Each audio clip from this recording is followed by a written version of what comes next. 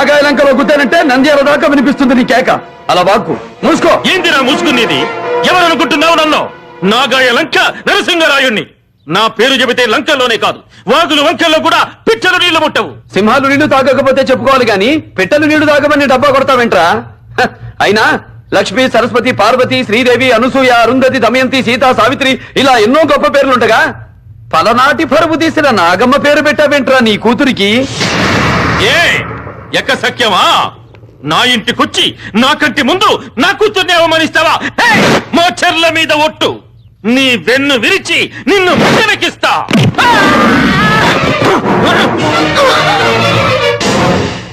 నేను లంకలో పుట్టిన సీమచంద్రకాయ బిందెను కానురా. 800 సంవత్సరాలుగా వీరుల గుడిలో దాచిన పలనాటి యోధుల ఆయుధాలకు రక్త నైవేద్యంగా పెట్టి గుండెను చీల్చి భావి తరాలకు దమ్మును చూపే వంశానికి చెందిన